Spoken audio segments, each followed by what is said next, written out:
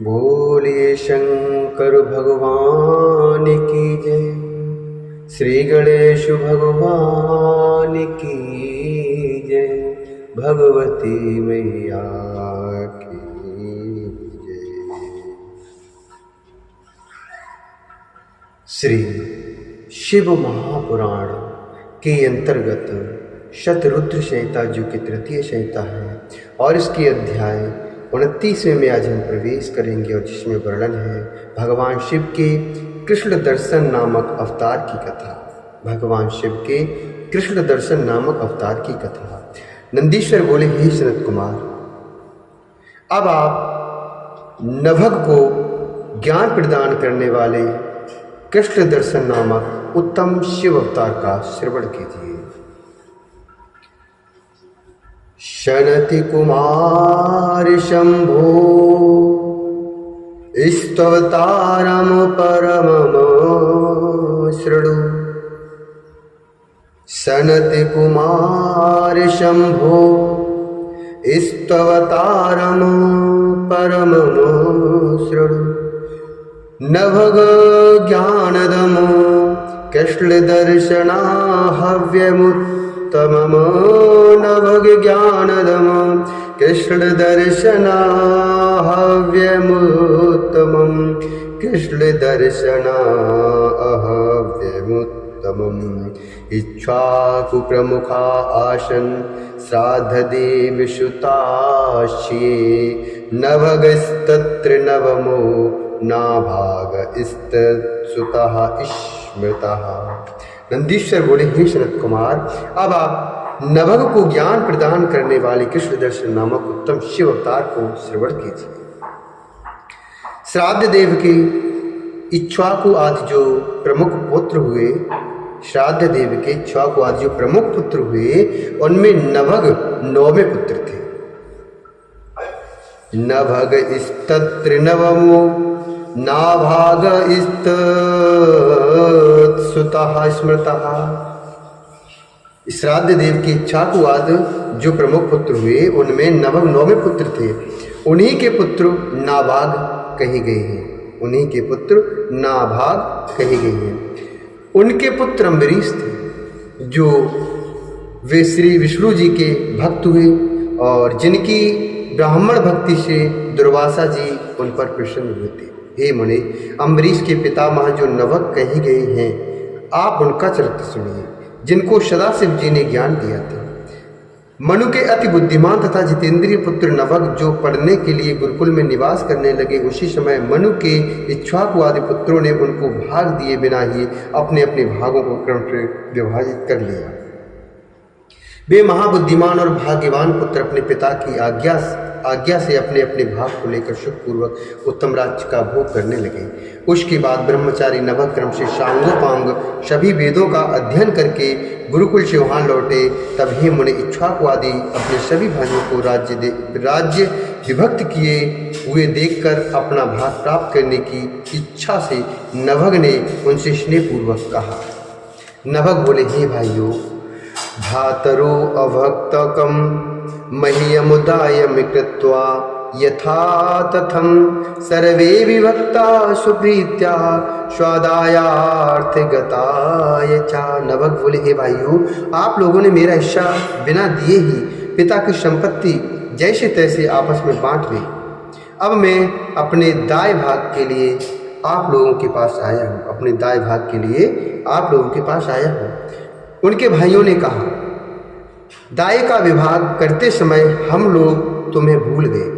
अब हम लोगों ने तुम्हारे हिस्से में पिताजी को नियत किया है, अतः तुम उन्हीं को ग्रहण करो, इसमें संदेह नहीं है। भाइयों की यह बात सुनकर नभग अत्यंत विस्मित हो गए और अपने पिता के पास आकर कहने लगे। नभग बोले, हे तात भ्रातरः सर्वे।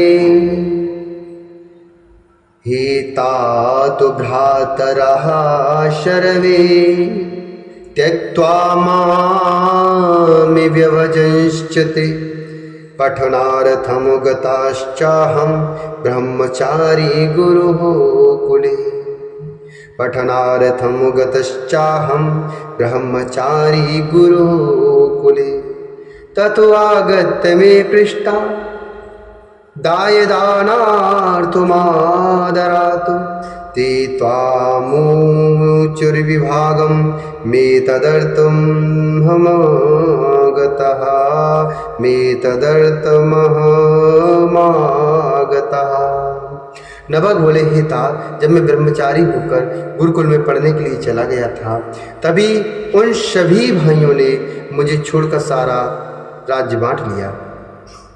वहाँ से लौटकर जब मैं अपने हिस्से के लिए उनसे आदरपूर्वक पूछने लगा तो उन्होंने आपको ही मेरे भाग के रूप में दे दिया, आपको ही मेरे भाग के रूप में दिया, इसलिए मैं आपके पास आया हूँ। नंदीश्वर बोले, हे मुनि, उनका वचन सुनकर विस्मित हुए पिता श्राद्ध देव ने सत्य धर्म में निरत अपने पुत्र को धीरज बनाते हुए कहा। मनु बोले, हे तात, तुम भाइयों की बात में विश्वास मत करो, उनका यह वचन तुम्हें धोखा देने के लिए है। मैं तुम्हारे भोग का साधनभूत परम दाय नहीं हूँ, मैं तुम्हारे भोग का साधनभूत परम दाय नहीं हूँ, किंतु उन धोखेबाजों ने तुम्हारे लिए मुझे दाय भाग के रूप में दिया है, अतः मैं तुम्हारे जीवन निर्वाह का ठीक ठाक उपाय बताता हूँ, तुम श्रवण करो। इस समय आंगिर शगोत्रीय विद्वान ब्राह्मण यज्ञ कर रहे हैं। उस यज्ञ में वे अपने छठे दिन के कर्म में भूल कर जाते हैं। अतः आप, हे नभग, हे महाकवि, तुम वहाँ जाओ और जाकर विश्वदेव संबंधी 2 सूक्तों को उन्हें बतलाओ, जिससे वह यज्ञ शुद्ध हो सके। उस यज्ञ कर्म के समाप्त होने पर जब वे ब्राह्मण स्वर्ग जाने लगेंगे तो वे प्रसन्न होकर यज्ञ से बचा हुआ धन तुम्हें दे देंगे। नंदीश्वर बोले, पिता की यह बात सुनकर सत्य बोलने वाले नभग बड़ी प्रसन्नता के साथ वहाँ गए जहाँ वह उत्तम यज्ञ हो रहा था। और हे मुनि, उस दिन के यज्ञ कर्म में उन परम बुद्धिमान नभग विश्वदेव के दोनों सूक्तों को स्पष्ट रूप से कहा। यज्ञ कर्म के समाप्त हो जाने पर वे आंगिरस विप्र यज्ञ से बचा हुआ सारा धन उन्हें देकर स्वर्ग चले गए। उस श्रेष्ठ यज्ञ के शेष धन को ज्यों ही नभग ने लेना चाहा, उसी समय वह यह जानकर उत्तम लीला करने वाले शिवजी शीघ्र ही वहाँ प्रकट हो गए। बेकृष्ण दर्शन शिवजी सर्वांग सुंदर तथा श्रीमान थे। यज्ञ शेष धन किसका भाग होता है, इस बात की परीक्षा करने के लिए तथा नभग को भाग और उत्तम ज्ञान देने के लिए भी प्रकट हुए थे। इसके बाद परीक्षा करने वाले ईश्वरशाली उन कल्याणकारी शंकर ने उन मनुपुत्र नभग के पास उत्तर की ओर से जाकर उनका अभिप्राय जानने के लिए उनसे कहा। ईश्वर बोले, हे पुरुष, तुम कौन हो? कस्तवम गृहणासि पुरुष ममेदम वास्तु कुंभस। कस्तवम गृहणासि पुरुष ममेदम वास्तु कंबसु। प्रेषिता के नितत्सर्वं सत्यम वदि ममाग्रतः। ईश्वर बोले, हे पुरुष, तुम कौन हो? तुम्हें यहाँ किसने भेजा है? यह यज्ञ मंडप संबंधी धन तो मेरा है, तुम इसे क्यों ग्रहण करते हो? मेरे सामने सत्य सत्य बताओ। नंदीश्वर बोले, हे तात, मनपुत्र कवि नभग ने उनका वचन सुनकर अत्यंत विनम्र होकर उन कृष्ण दर्शन पुरुष से कहा। नभग बोले, यज्ञ से अवशिष्ट प्राप्त हुए इस धन को ऋषियों ने मुझे दिया है। हे कृष्ण दर्शन, तब आप इसे लेने से मुझे क्यों मना करते हैं? नंदीश्वर बोले, नभग द्वारा कहे गए सत्य वचन को सुनकर प्रसन्न चित्त कृष्ण दर्शन पुरुष ने कहा। कृष्ण दर्शन बोला, हे तात, हम दोनों के इस विवाद में तुम्हारे पिता प्रमाण हैं। जाओ और उनसे पूछो, वे जो कुछ भी कहेंगे वही सत्य रूप में प्रमाण होगा। नंदीश्वर बोले, हे मुनि, उनका यह वचन सुनकर मनुपुत्र नभग अपने पिता के पास आए और प्रसन्नता से उनके द्वारा कही गई बात के विषय में पूछने लगे। तब उन श्राद्ध देव मनु ने पुत्र की बात सुनकर शिवजी के चरण कमलों का स्मरण किया और वस्तु स्थिति को समझकर उससे कहा। मनु बोले, हे तात शृणु मधुवाक्यम सदैव पुरुषा शिवा तस्यैव सकलं वस्तु यज्ञ प्राप्तं विशेषितः। तस्यैव सकलं वस्तु यज्ञ प्राप्तं विशेषितः। अधवरोर्वरितं वस्तु रुद्रभागः प्रकीर्तितः। इत्यपि प्राज्ञवादो हि क्वचिज्जातस्तदिच्छया। मनु बोले, हे तात मेरी बात सुनो, वे कृष्ण दर्शन पुरुष साक्षात शिव है। सब वस्तु उन्हीं की है और विशेषकर यज्ञ से प्राप्त वस्तु उन्हीं की है। यज्ञ से बचा हुआ भाग रुद्र भाग कहा गया है। उनकी प्रेरणा से कहीं कहीं बुद्धिमान लोग ऐसा कहा करते हैं। वे देव ईश्वर ही यज्ञ से बची हुई सारी वस्तु के अधिकारी है, इसमें संदेह नहीं है। उन विभु की इच्छा के परे है ही क्या। हे नवक, तुम्हारे ऊपर कृपा करने के लिए ही वे प्रभु उस रूप में आए हुए हैं। तुम वहाँ जाओ और अपने सत्य से उन्हें प्रसन्न करो।